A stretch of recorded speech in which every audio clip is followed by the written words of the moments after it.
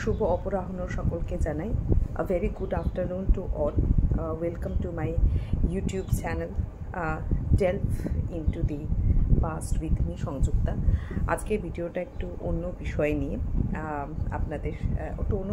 আপনাদের সাথে কথা বলতে এলাম। এতদিন ধরে আমরা কলেজ সার্ভিস কমিশনের বিভিন্ন বিষয় নিয়ে কথা বলেছি, একটু অন্য আলাদা বিষয় নিয়ে। আজকে বিষয়টা সম্পূর্ণ আলাদা, একটা অভিজ্ঞতা আপনাদের সাথে আমি শেয়ার করতে এলাম।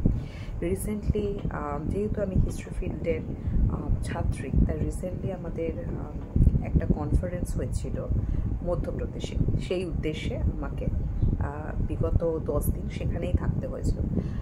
তা সেই জন্য আমি ছত্তিশগড় হয়ে বিলাসপুর হয়ে ঢুকেছিলাম মধ্যপ্রদেশে।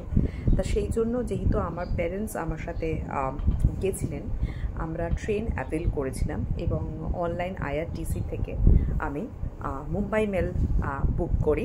এবং আপনারা সবাই জানেন যে IRTC অ্যাপটি থেকে আপনারা অনলাইনে কিন্তু আপনার বাবা মায়ের বয়স দিয়ে আপনারা ট্রেনের টিকিট বুক করতে পারেন। এক্ষেত্রে আমরা AC 2 টায়ার বুক করি, কিন্তু ভারতীয় রেলের এটাই সমস্যা, আপনি যতই আপনার বাবা মায়ের প্রথমত কনসেশন অ্যাবভ 60 ওনারা তুলে দিয়েছেন। দ্বিতীয় সমস্যাটা হয় আপনারা এজ গ্রুপ দেওয়া সত্ত্বেও, যেহেতু এটা অটোমেটেড কম্পিউটার থ্রু বুকিং হয় অটোমেটিক্যালি, এজ গ্রুপ দেওয়া সত্ত্বেও আবার বাবা মাকে দেওয়া সিট হয়েছিল ওপরে। সাইড লোয়ার যাওয়ার সময় আমরা 2টো পাই আর একটা ওপরে, এবং সেটা আমার বাবা, এবং আমার বাবা 70 অ্যাবাভ। তাহলে আপনারা বুঝুন একজন 70 অ্যাবাভ মানুষ কী করে একটা রিস্ক নিয়ে ওপরে বসবে।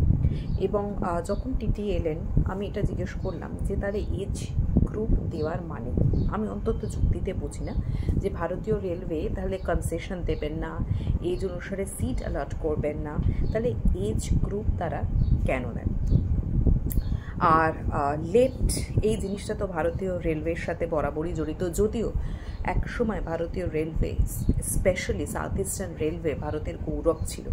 এখন তার যে কী দুরবস্থা, রেলওয়ে মিনিস্ট্রি বিভিন্ন ধরনের নতুন নতুন ট্রেন বা নতুন নতুন রেল লঞ্চ করছেন। দুরন্ত লঞ্চ হয়ে গেছে, বন্দে ভারত লঞ্চ হয়েছে, সর্বভারতীয় তীর্থযাত্রা ট্রেন লঞ্চ তারা করছেন। কিন্তু যে ট্রেনগুলো এতদিন ধরে ভারতীয় রেলের মহিমাকে অক্ষুণ্ণ রেখেছে, সেই সুপারফাস্ট ট্রেনগুলোকে লেট করিয়ে তারা কিন্তু তাদের গৌরবকে হরণ করছেন।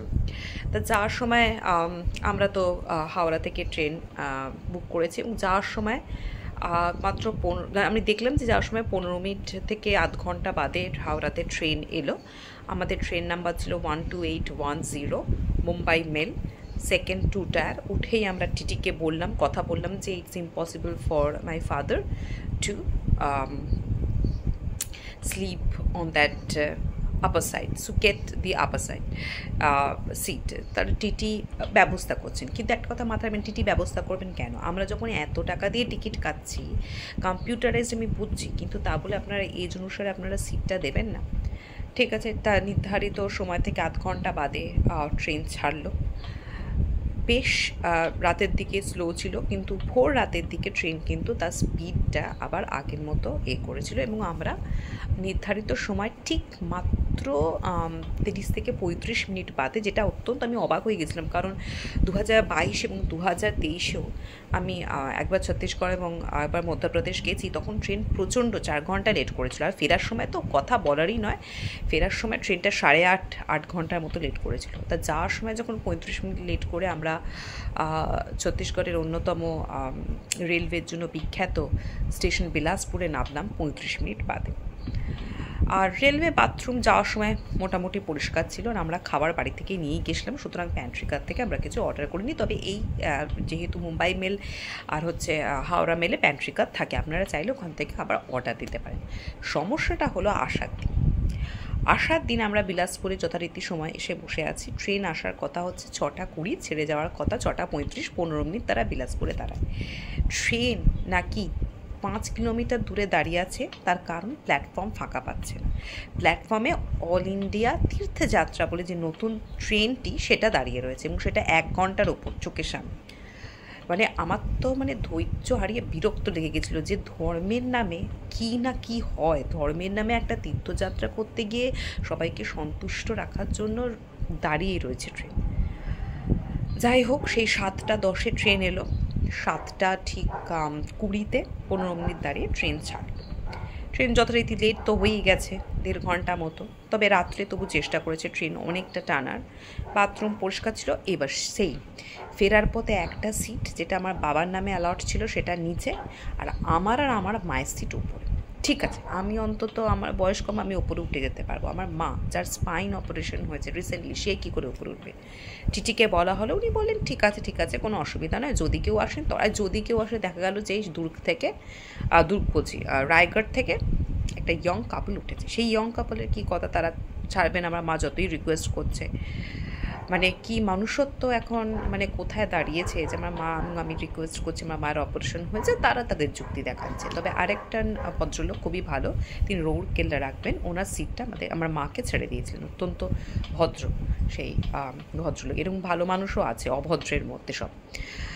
ট্রেন যথারীতি প্রথমে 1.5 ঘন্টা, তারপর সকাল হলো, টাটানগরের পর থেকে শুরু হলো লেট করা 2 ঘন্টা। এদিকে আমাকে তো এসে কলেজ জয়েন করতে হবে, 2 ঘন্টা মতো লেট। সব থেকে হলো খড়গপুরের পর থেকে। সেই যে স্লো ট্রেন রান করতে শুরু করলো, সেটা গিয়ে 3 ঘন্টা। সাঁতরাগাছির পর থেকে, সাঁতরাগাছিতে ঢোকার আগে ট্রেন প্রায় 3.5 ঘন্টা লেট। এবার সাঁতরাগাছি থেকে হাওড়া ঢোকার train 40 minute late. All total train যেখানে হাওড়াতে ঢোকার কথা 6:05, সেখানে গিয়ে ট্রেন ঢুকলো 10:30, মানে 4.5 ঘন্টা আপনার হাওড়া মেল, যেটাকে আমরা মুম্বাই মেল বলি, এবং আসার ট্রেনটার নাম্বার ছিল 1280 4.5 ঘন্টা ট্রেন লেট করলো।